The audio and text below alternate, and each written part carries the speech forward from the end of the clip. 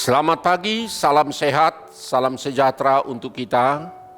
Firman kehidupan Rabu 20 April 2022 untuk memberangkatkan kita dalam segala aktivitas kegiatan kita untuk sepanjang hari ini. Demikianlah firman Tuhan. Aku akan meminta kepada Bapa dan Ia akan memberikan kepadamu seorang penolong yang lain supaya Ia menyertai kamu selama-lamanya. Yohanes 14 ayat 16. Saudara-saudara yang dikasihi Tuhan Yesus Kristus, setiap orang yang sudah menyadari kemampuan dirinya atau kemampuan orang yang dikasihinya tidak akan mampu melakukan sesuatu tugas atau pekerjaan berat. Kita akan mencari pertolongan. Penolong yang lain. Ini merupakan bahagian daripada khotbah perpisahan Yesus Kristus dengan murid-muridnya. Sebagaimana kita lihat dalam Yohanes pasal 14 sampai 17. Kristus yang sebentar lagi tidak akan lagi bersama-sama dengan mereka. Kristus mengatakan kepada murid-muridnya bahwa sekarang para murid tidak dapat mengikutinya lagi. Tetapi kelak mereka akan ikut Dia. Namun di dalam interval tempo di antara sekarang dan kelak, masa kini dan masa yang akan datang itu, bagaimana keadaan para murid-murid Yesus dan orang-orang percaya pada masa sekarang ini? Yesus Kristus meyakinkan mereka, Aku tidak akan meninggalkan kamu sebagai yatim piatu. Aku datang kembali kepadamu. Yohanes 14 ayat 18. Yesus Kristus tetap bersama-sama mereka. Yesus Kristus akan hadir di antara mereka. Dengan cara bagaimana? Tentu kelak ketika masa pemulihan akhir dan Dia akan datang kembali. Dengan begitu gereja dan orang percaya berkata dengan seruan Maranatha, datanglah ya Tuhan. Maka itu juga seruan kepada kita dalam menunggu juga dalam kehidupan kita. Selalu kita mengatakan Maranatha, datanglah ya Tuhan Yesus. Akan tetapi saudara-saudara, Yesus Kristus kembali juga dengan cara lain, yaitu dengan menyuruh dengan Roh Kudus. Siapakah Roh Kudus itu? Hal ini akan kita lihat. Yang pertama, Roh Kudus disebut sebagai penolong yang lain. Kata Yunani prakletos berarti seorang yang dipanggil di samping dan akan bersama-sama. Maka dalam konteks legal peradilan dikatakan prakletos bertugas sebagai apokat, sebagai pendamping, sebagai penolong, sebagai mediasi untuk kita. Tetapi kata ini pun lebih luas artinya, meliputi seorang yang berada di samping dan di antara kita, di samping orang yang seperti yang berduka atau yang mengalami masalah. Maka dalam kondisi paguyuban Yohanes yang tengah menghadapi cercaan, menghadapi penganiayaan, menghadapi cemoohan, maka mereka mendapatkan penghiburan dengan hadirnya, yaitu Prakletos Apokasi. Prakletos di samping mereka, ada Roh Kudus yang bersama-sama dengan mereka, sehingga mereka tidak sendirian. Mereka tidak seperti yatim piatu dalam konteks ini. Karena itu saudara-saudara, Roh Kudus itu adalah pendamping yang bersama-sama menyertai mereka dalam situasi pergumulan dan persoalan apapun.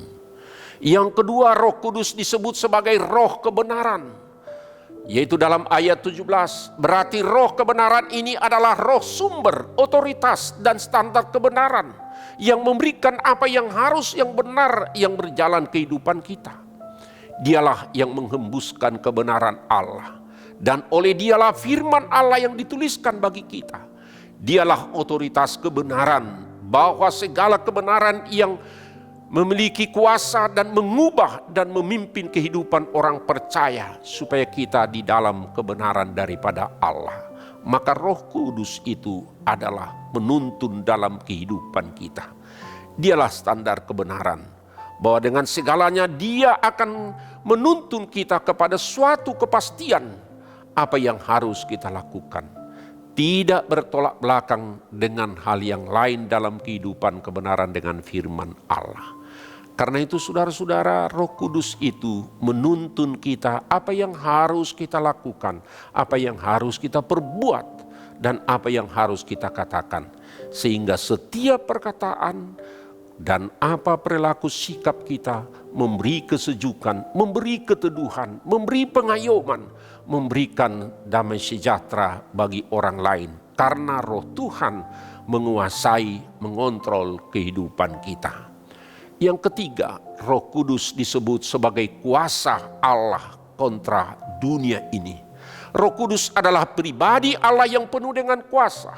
Bukan seperti seksi Yahudi yang dikatakan yang percaya sekedar daya ilahi. Tetapi kuasa dari Allah adalah kuasa yang tidak sama dengan kuasa yang ada di dalam dunia. Bahkan dikatakan menentang dunia, menarik untuk dia mati.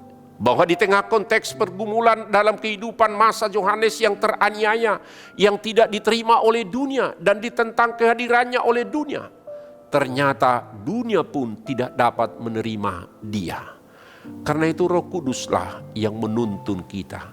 Dengan Roh Kudus, dengan kata lain, dunia tidak sekedar menantang dan melawan orang percaya, tetapi dunia ini juga menantang menolak kehadiran daripada Roh Kudus. Karena itu saudara-saudara, apabila orang menolak kehadiran Roh Kudus, maka sama seperti mereka menolak anak Allah, yaitu Yesus Kristus, yang tidak dipercayai bahwa sudah datang ke dalam dunia ini, yang sudah mati dan bangkit dari antara orang mati.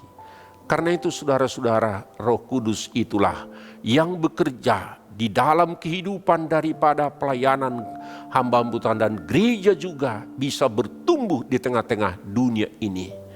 Karena itu saudara-saudara, rahasia yang berdirinya gereja adalah dengan kuasa daripada Roh Kudus. Karena Roh Kudus adalah pribadi Allah, sehingga kita bisa merasakan kehadiran Allah dengan kehadiran Roh Kudus di dalam kehidupan kita yang menyertai kita di mana kita berada, apapun pergumulan yang kita hadapi. Allah yang bersekutu dengan umatnya dalam sebuah persekutuan rohani, bahwa di situ Roh Kudus bekerja untuk bersama-sama dengan kita di dalam setiap kehidupan pergumulan kita masing-masing. Karena itu saudara-saudara, yakinlah dan percayalah, Roh Tuhan, Roh Kudus menyertai kita, menjadi pendamping di mana kita mengalami masalah dan pergumulan. Dengan kuat kuasa Roh Kudus, di situ kita memperoleh kekuatan, di situ kita memperoleh keyakinan Tuhan tidak akan membiarkan kita. Amin. Bapa dalam surga, terima kasih Tuhan, dengan kuasa daripada Roh Kudus pribadi Allah yang menyertai kami dan yang menuntun kami, yang memberi kebenaran kepada kami, sehingga dengan kuasa Roh Kudus kami mampu untuk memberikan jawaban-jawaban, memberikan kesejukan, keteduhan, dan hikmat yang daripada Tuhan untuk menjalani segala kehidupan kami pribadi lepas pribadi. Biarlah dengan kuasa Roh Kudus kami dimampukan menghadapi berbagai tantangan yang kami hadapi hari demi hari. Kiranya dengan kuasa Roh Kudus kami akan diurapi dan diteguhkan dalam setiap langkah kehidupan kami masing-masing. Amin. Anugerah Tuhan kita Yesus Kristus dan kasih setia Allah Bapa dan persekutuan Roh Kudus kiranya menyertai saudara-saudara sekalian. Amin. Salam sehat, salam sejahtera, tetap prokes, Tuhan bersama dengan kita. Amin.